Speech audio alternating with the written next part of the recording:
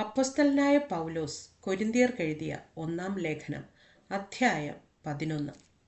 ഞാൻ ക്രിസ്തുവിൻ്റെ അനുകാരിയായിരിക്കുന്നത് പോലെ നിങ്ങളും എൻ്റെ അനുകാരികൾ ആകുവിൻ.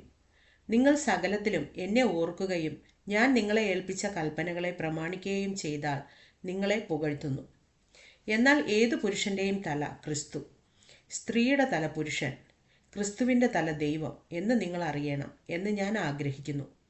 മൂടുപടം ഇട്ട് പ്രാർത്ഥിക്കുകയോ പ്രവചിക്കുകയോ ചെയ്യുന്ന ഏതു പുരുഷനും തൻ്റെ തലയെ അപമാനിക്കുന്നു.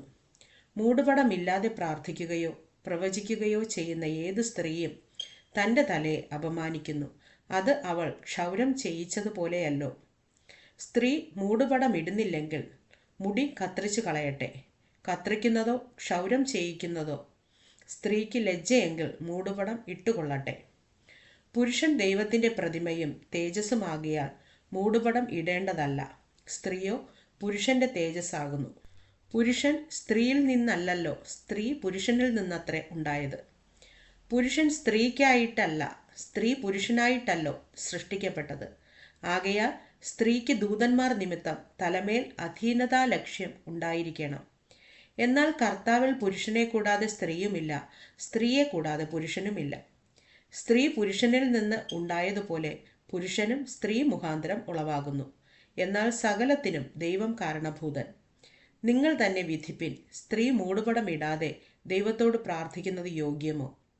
പുരുഷൻ മുടി നീട്ടിയാൽ അത് അവന് അപമാനം എന്നും, സ്ത്രീ മുടി നീട്ടിയാലോ അത് മൂടുപടത്തിന് പകരം നൽകിയിരിക്കൊണ്ട് അവൾക്ക് മാനമാകുന്നു എന്നും പ്രകൃതി തന്നെ നിങ്ങളെ പഠിപ്പിക്കുന്നില്ലയോ?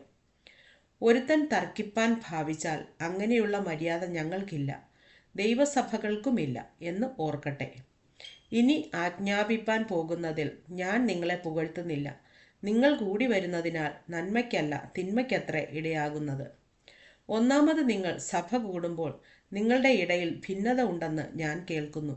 ഏതാനും വിശ്വസിക്കുകയും ചെയ്യുന്നു. നിങ്ങളിൽ കൊള്ളാകുന്നവർ വെളിവാകേണ്ടതിന് നിങ്ങളുടെ ഇടയിൽ ഭിന്നപക്ഷങ്ങളും ഉണ്ടാകേണ്ടത് തന്നെ. നിങ്ങൾ കൂടി വരുമ്പോൾ കർത്താവിൻ്റെ അത്താഴമല്ല കഴിക്കുന്നത്. ഭക്ഷണം കഴിക്കയിൽ ഓരോരുത്തൻ താൻ്റെ അത്താഴം മുമ്പേ കഴിക്കുന്നു. അങ്ങനെ ഒരുവൻ വിശന്നും മറ്റൊരുവൻ ലഹരി പിടിച്ചും ഇരിക്കുന്നു. തിന്നുവാനും കുടിപ്പാനും നിങ്ങൾക്ക് വീടുകളില്ലയോ?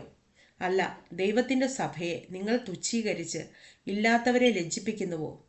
നിങ്ങളോട് എന്ത് പറയേണ്ടു? നിങ്ങളെ പുകഴ്ത്തുകയോ? ഇതിൽ ഞാൻ നിങ്ങളെ പുകഴ്ത്തുന്നില്ല. ഞാൻ കർത്താവിങ്കിൽ നിന്ന് പ്രാപിക്കുകയും നിങ്ങൾക്ക് ഏൽപ്പിക്കുകയും ചെയ്തത് എന്തെന്നാൽ, കർത്താവായ യേശുവിനെ കാണിച്ചു കൊടുത്ത രാത്രിയിൽ അവൻ അപ്പം എടുത്ത് സ്തോത്രം ചൊല്ലി നുറുക്കി, ഇത് നിങ്ങൾക്ക് വേണ്ടിയുള്ള എൻ്റെ ശരീരം, എൻ്റെ ഓർമ്മയ്ക്കായി ഇത് ചെയ്വിൻ എന്ന് പറഞ്ഞു. അവണ്ണം തന്നെ അത്താഴം കഴിഞ്ഞ ശേഷം അവൻ പാനപാത്രവും എടുത്തു. ഈ പാനപാത്രം എൻ്റെ രക്തത്തിൽ പുതിയ നിയമമാകുന്നു. ഇത് കുടിക്കുമ്പോഴൊക്കെയും എൻ്റെ ഓർമ്മയ്ക്കായി ചെയ്വിൻ എന്ന് പറഞ്ഞു. അങ്ങനെ നിങ്ങൾ ഈ അപ്പം തിന്നുകയും പാനപാത്രം കുടിക്കുകയും ചെയ്യുമ്പോഴൊക്കെയും കർത്താവ് വരുവോളം അവൻ്റെ മരണത്തെ പ്രസ്താവിക്കുന്നു. അതുകൊണ്ട് അയോഗ്യമായ അപ്പം തിന്നുകയോ കർത്താവിൻ്റെ പാനപാത്രം കുടിക്കുകയോ ചെയ്യുന്നവനെല്ലാം കർത്താവിൻ്റെ ശരീരവും രക്തവും സംബന്ധിച്ച് കുറ്റക്കാരൻ ആകും. മനുഷ്യൻ തന്നെത്താൻ ശോധന ചെയ്തിട്ട് വേണം ഈ അപ്പം തിന്നുകയും പാനപാത്രത്തിൽ നിന്ന് കുടിക്കുകയും ചെയ്യുവാൻ. തിന്നുകയും കുടിക്കുകയും ചെയ്യുന്നവൻ ശരീരത്തെ വിവേചിക്കാഞ്ഞാൽ തനിക്ക് ശിക്ഷാവിധി തിന്നുകയും കുടിക്കുകയും ചെയ്യുന്നു. ഇത് ഹേതുവായി നിങ്ങളിൽ പലരും ബലഹീനരും രോഗികളും ആകുന്നു. അനേകരും നിദ്ര കൊള്ളുന്നു. നാം നമ്മെ തന്നെ വിധിച്ചാൽ വിധിക്കപ്പെടുകയില്ല. വിധിക്കപ്പെടുന്നുവെങ്കിലോ നാം ലോകത്തോടു കൂടെ ശിക്ഷാവിധിയിൽ അകപ്പെടാതിരിക്കേണ്ടതിന് കർത്താവ് നമ്മെ ബാലശിക്ഷ കഴിക്കുകയാകുന്നു. ആകയാൽ സഹോദരന്മാരെ, നിങ്ങൾ ഭക്ഷണം കഴിപ്പാൻ കൂടുമ്പോൾ അന്യോന്യം കാത്തിരിപ്പിൻ.